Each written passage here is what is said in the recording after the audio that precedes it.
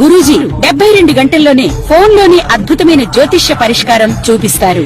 నమ్మండి, నమ్మకపోండి, ఇది నిజం. శ్మశాన కాళి రుద్ర చౌడీదేవి ఆరాధకులు నంబర్ 1 వశీకరణ స్పెషలిస్ట్ గురూజీ. మనిషి పుట్టుక నుండి చనిపోయే వరకు వచ్చే అన్ని క్లిష్టమైన సమస్యలకు పరిష్కారం ఇక్కడ లభిస్తుంది. విద్య, ఉద్యోగం, వ్యవహారం, స్త్రీ ప్రేమ, పెళ్లి, సంతానం, స్త్రీ పురుష వశీకరణం, భూవశం, భార్యాభర్తల కలహాలు, కోర్టు సమస్యలు, విడాకుల సమస్యలు, చేతబడి, అప్పుల బాధ, ఇంకా మీకు ఎలాంటి సమస్యలు ఉన్నా 72 గంటల్లోనే 2026వ సంవత్సరం ఏప్రిల్ నెల 4వ రాశి కర్కాటక రాశి. కర్కాటక రాశి చాలా మంచి రాశి. కానీ ఈ కర్కాటక రాశికి ద్వాదశంలో గురువు ఉన్నాడు. ఈ ద్వాదశంలో ఉన్న గురువు వల్ల విపరీతమైన ఖర్చులు, మాట సరిగా కుదరకపోవటం, బాగా సమస్యలు ఎక్కువగా ఉంటాయి. తర్వాత ఈ రాశి వాళ్ళకి చెప్పాలంటే మరి 5 గ్రహాలు పూర్తిగా బాగాలేవు. బుధుడి వల్ల కాస్త వ్యాపారం, శుక్రుడి వల్ల ఇల్లు కట్టుకునేవాళ్ళు, ఇల్లు అమ్ముకునేవాళ్ళు, స్థలాలు కొనేవాళ్ళు, వ్యవసాయదారులకు బాగుంది. మరి గురువు పూర్తిగా బాగలేడు. విద్య, ఉద్యోగం చాలా కష్టంగా ఉంటుంది. కుజుడు బాగలేడు. అనారోగ్యాలు రావడానికి బాగా అవకాశం ఉంది. శని బాగాలేడు. మరి ఏదైనా యాక్సిడెంట్లు, దెబ్బలు తగలటానికి అవకాశం ఉంది. ఇట్లా విపరీతమైన ఇబ్బందులు, సమస్యలు. ఎందుకంటే ఏమక్కర్లేదండి, కాలికి చిన్న దెబ్బ తగిలింది, ఫ్రాక్చర్ అయిందంటాడు, కట్టు కడతాడు, 3 నెలల దాకా కాలు కింద పెట్టమంటుంది అంటాడు. 3 నెలల లోపల ఏదైనా కాస్త తొందరగా ఎవరు లేకపోతే ప్యాసుకు పోవాల్సి వచ్చి కాస్త నడిచామనుకో మళ్ళీ కాలు మొదటికి వస్తుంది, మళ్ళీ కట్టుకట్టి 3 నెలలు ఉండమంటాడు. చూడండి, చిన్న ఫ్రాక్చరు 6 నెలలు మంచంలో ఉంటే సంపాదించే సంపాదన పోతుంది. మామూలుగా దీని ఖర్చు కాక మరి ఈ ఫ్రాక్చర్ అయ్యేందుకు డాక్టర్లు, మందులు, ఖర్చులు, మరి విపరీతమైన ఖర్చులు పెరుగుతాయి. చేసే వృత్తి ఉండదు, మరి సమస్యలు ఎక్కువగా ఉంటాయి. కాబట్టి ఈ కర్కాటక రాశి వాళ్ళు ముందుగా మీ డేట్ ఆఫ్ బర్త్ ద్వారా జాతకం చూపించుకోండి. ఈ కర్కాటక రాశి ఏంటంటే పునర్వసు నక్షత్రం 4వ పాదం, పుష్యమి 4 పాదాలు, ఆశ్లేష 4 పాదాలు మొత్తం కలిసి ఈ కర్కాటక రాశి వాళ్ళు చాలా జ్ఞానం గలవాడు. కానీ ఏదైనా సమస్య ఉంటే దాన్ని పోగొట్టుకునే శక్తి కూడా ఉంది. కాబట్టి డేట్ ఆఫ్ బర్త్ చూపించుకొని దాన్ని తగింది ఏం చేయాలో చేసుకొని మీరు బయటపడితే మంచిది. స్వస్తి. శ్రీ గురుభ్యో నమః. శ్రీ మహాగణాధిపతయే నమః. శ్రీ మహాసరస్వత్యై నమః. శ్రీ గురుభ్యో నమః. హరి ఓం.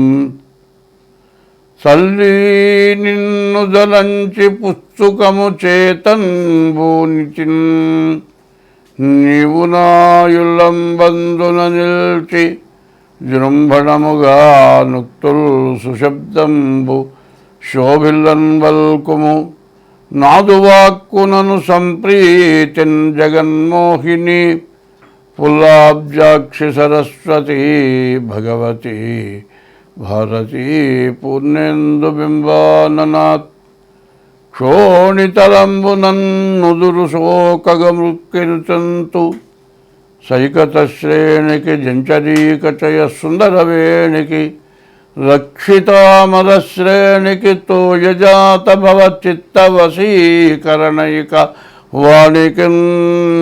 వాణికి నక్షదాభ శుకవారిజ పుస్తుకరమ్యపానికిను. 2026వ సంవత్సరం ఏప్రిల్ నెల 1వ రాశి మేషరాశి. ఈ మేషరాశి ఎట్లా ఉందో చూద్దాం. మేష వృశ్చికయోర్భూమః. మేష వృశ్చిక రాశులకి కుజుడు అధిపతి. అటువంటి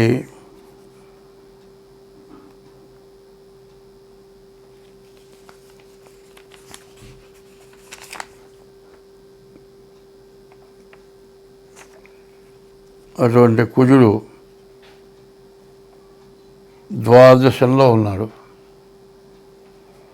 మరి కుజుడు ఏకాదశంలో ఉన్నాడు. కుజుడు, బుధుడు, రాహువు. ఈ 3 గ్రహాలు కూడా ఏకాదశంలో ఉన్నాయి. ఈ 3 గ్రహాలు ఏకాదశంలో ఉంటే చాలా బాగా ఉంటుంది. మరి ఈ రాశిలో ఉన్నటువంటి కుజుడు, బుధుడు, రాహువు డబ్బు బాగా వస్తుంది. ఎప్పుడు వచ్చే దానికంటే బాగా ఎక్కువగా వస్తుంది. కుజుడు బాగున్నాడు, స్థలాలు కానీ ఇల్లు కానీ కొనుక్కుంటానే బాగా అవకాశం ఉంది. బుధుడు బాగున్నాడు, వ్యాపారం బాగా సాగుతుంది. శుక్రుడు బాగున్నాడు, వివాహం జరగటానికి బాగా అవకాశం ఉంది. కానీ 4 గ్రహాలే బాగున్నాయి, మిగతా 4 గ్రహాలు బాగాలేవు.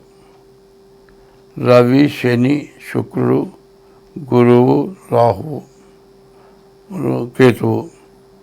ఈ 4 గ్రహాలు రవి, శని, శుక్రుడు, రాహువు, శుక్రుడు, గురువు, కేతువు ఈ గ్రహాలు బాగాలేవు.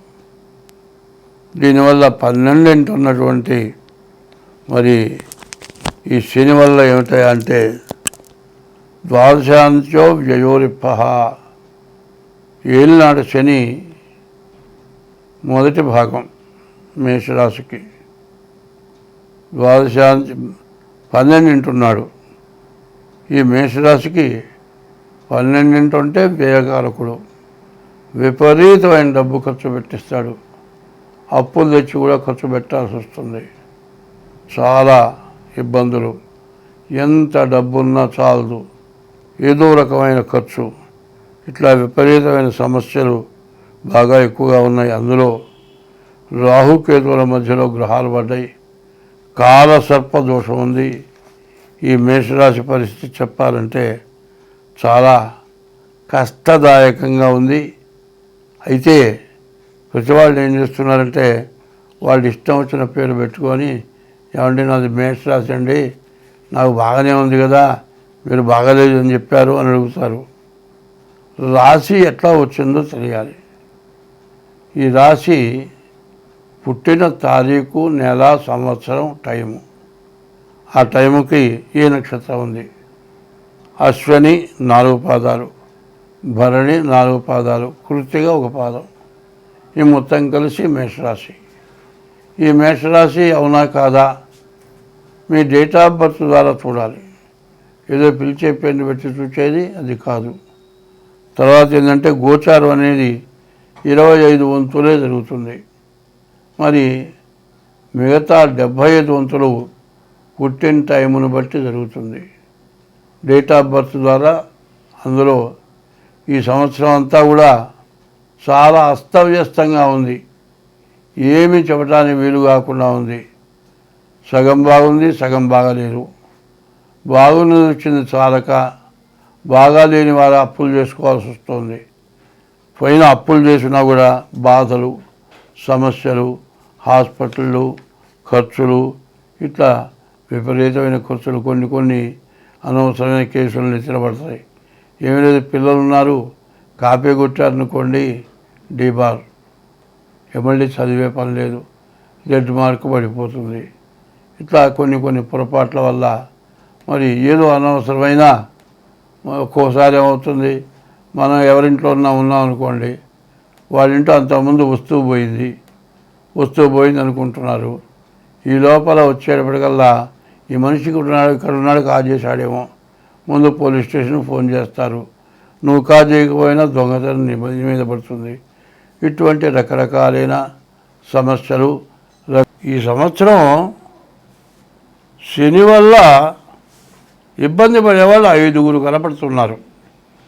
ఎవరు 5 అంటే మేషరాశికి 12 శని, మీనరాశికి 1 శని, కుంభరాశికి 2 శని, ధనస్సు రాశికి 4 శని, సింహరాశికి 8 శని. ఇది ఏలినాటి శనిలో ఇవి 5 రకాలన్నమాట.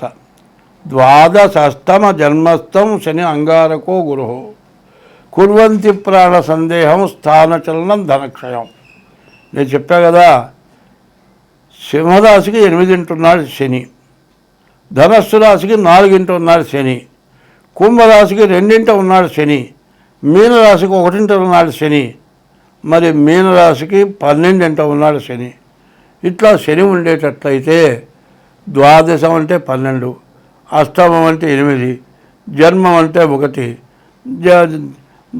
అష్టమం, ద్వాదశం, జన్మం, ద్వితీయం, అర్ధాష్టమం. ఇట్లా కనుక శని ఉంటే మీరు బతకడం చాలా కష్టమవుతుంది. ఆత్మహత్య చేసుకుందామన్నంత బాధ కలుగుతుంది. ఈ సంవత్సరం వల్ల కూడా సింహరాశికి, ధనస్సు రాశికి, కుంభరాశికి, మీనరాశికి, మేషరాశికి శని పూర్తిగా బాగాలేడు. మరి మార్చి 19 నుంచి ఏప్రిల్ నెల 6వ తారీఖు వరకు కూడా మేషరాశి, మీనరాశి, కుంభరాశి, ధనస్సు రాశి, సింహరాశి ఈ రాశులకి శని పూర్తిగా బాగాలేడు. మరి గోచార రీత్యా బాగాలేదు. జన్మలగ్న రీత్యా ఎట్లా ఉన్నది అనేదానికి ముందు మీ డేట్ ఆఫ్ బర్త్ ద్వారా మీ జాతకం చూపించుకోవటం చాలా అవసరం.